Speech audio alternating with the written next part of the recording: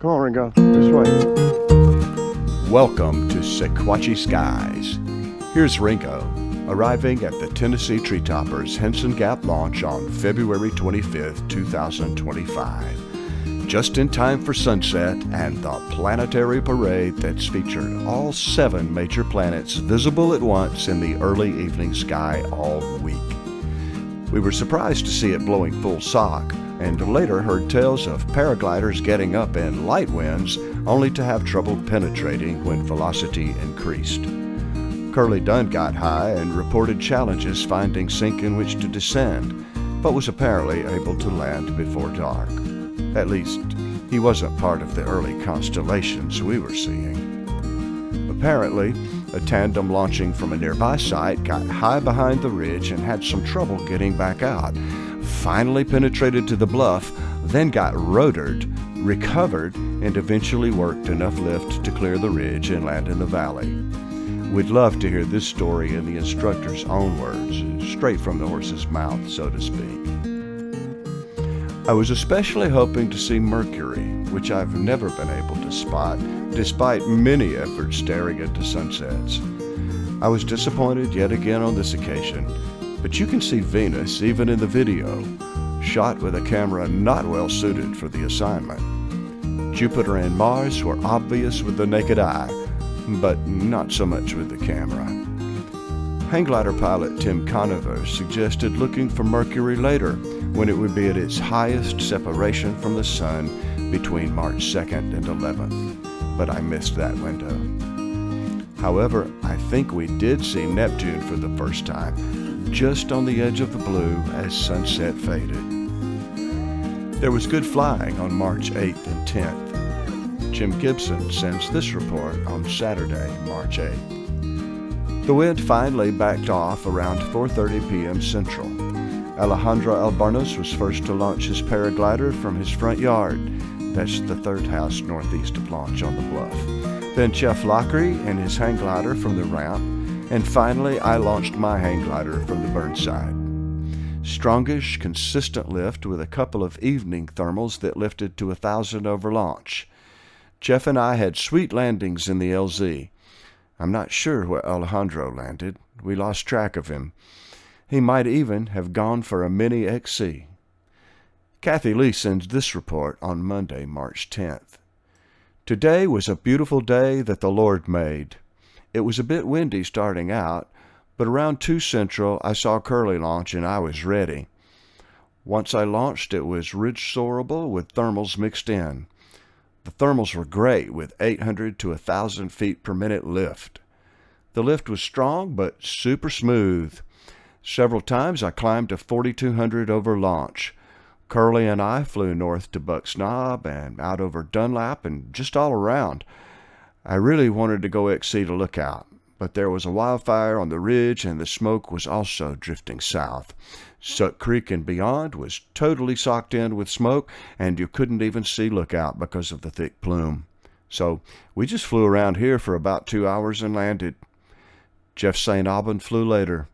It was a gorgeous day. Thanks, Kathy and Jim.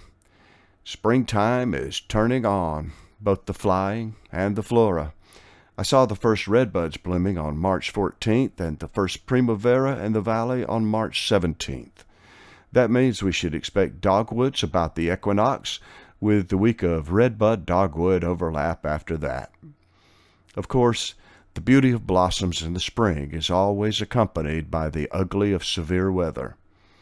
The wee hours of March 15th brought heavy rain to soften the soil around tree roots, then strong winds to knock them over. Henson Gap Road was closed when a dead tree fell across the road, knocking down the power lines and crushing the guardrail. The view from Henson's was threatening, with wind blowing down about 20. From the ramp, vultures were visible swooping around below launch, alternately climbing in lift and diving in sink. Just having some fun working the rotor in a roller coaster ride most of us would find terrifying.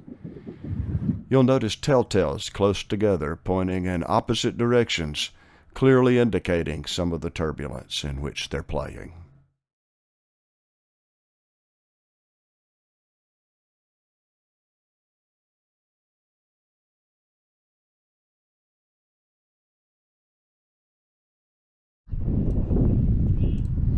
We visited Henson's again on Monday, March 17th to find the locals already playing in the ridge lift. Always a good sign. Velocity was a little stronger than expected at midday, but already declining as forecast. It was approaching 50 degrees by 2 o'clock, but there was still enough wind to make it feel pretty cold.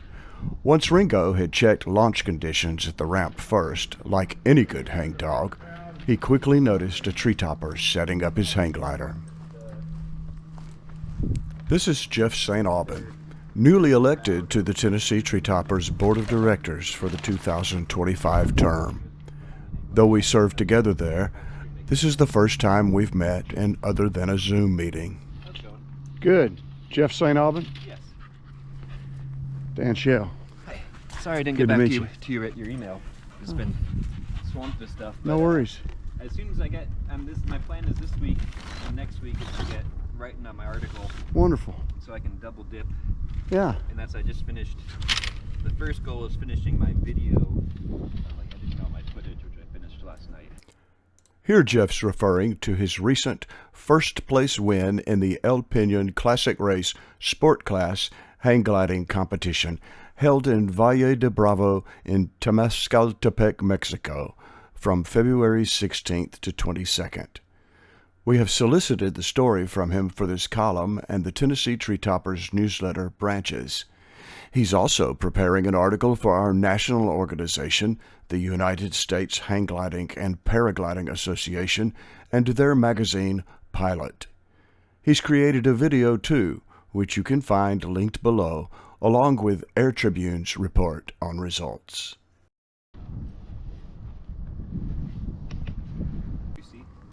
T2C. I like it. It is quite fun. The performance is pretty remarkable. What do you think about the tip wands? In what regards? Well, are they hard to put in?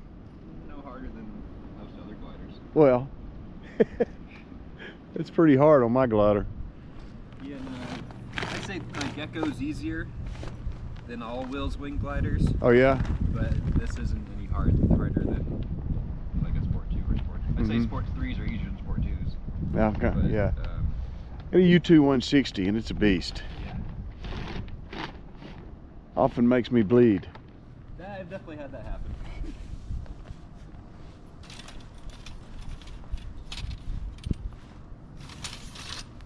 It's good to see you. Good to see you. What you flying? Will's Wings Sport 3. Yeah, all right. Haven't flown it here yet. I flew last season in the fall for the first time at this site, which I had adopted as my home site, sheerly on reputation. Yeah. And it turned out to be wonderful. But I flew my single surface Freedom 2 last season in the fall, and thought I might try the double surface just to see if it affords any extra. Yeah, so is it brand new?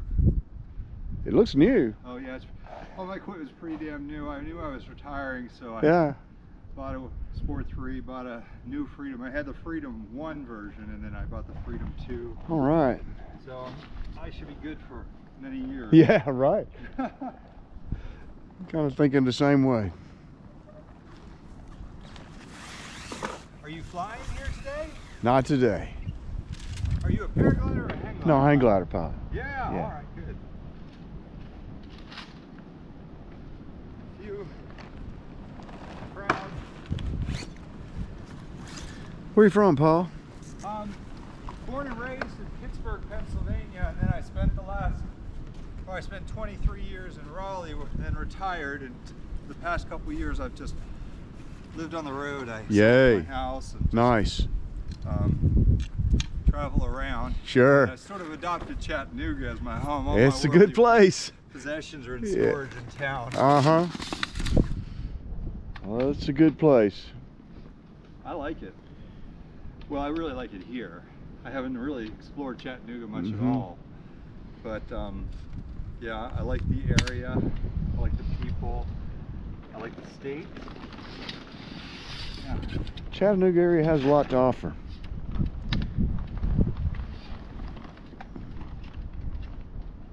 Of course, it has a wide reputation for outdoor activities. Indeed. It's quite a cultural hub there too. I think improving all the time.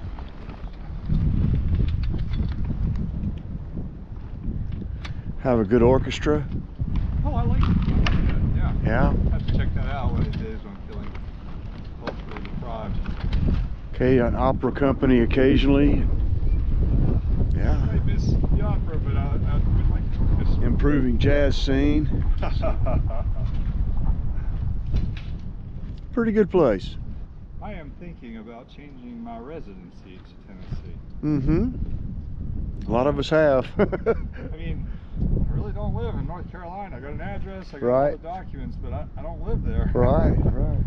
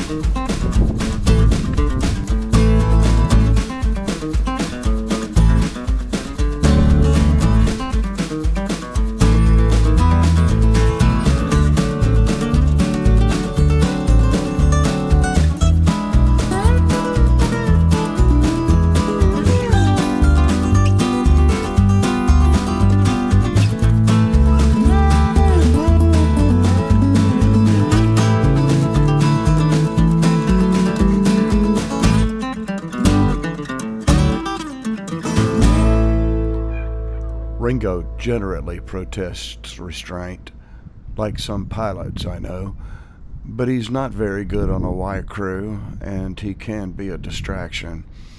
I'm accustomed to him chasing me down the launch run to stop right at the edge, but it can be unnerving if unexpected, and it's not a good time to be distracted.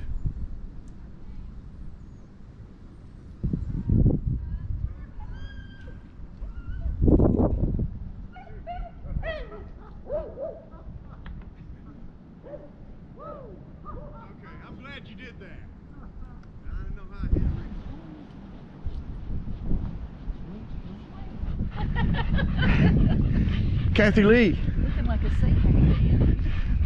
on our board of directors and legal committee. And what else are you doing? She's rebuilding the ramp this weekend. Yeah. With all that wood right over there. I'm not doing it. You are too. It's a bunch of us. Well, I know, but you're going to be there. Well, I hope so. I want Me to too. be. Me too. I want to be there. Yay. Be there or be square, right? That spiffy red car. I just can't put you together with that car. I see you in some kind of monster truck or something. Whatever she drives, Kathy's a great pilot, a great tree topper, and a friend to all the animals. And all the animals know it. You see where Ringo went right away.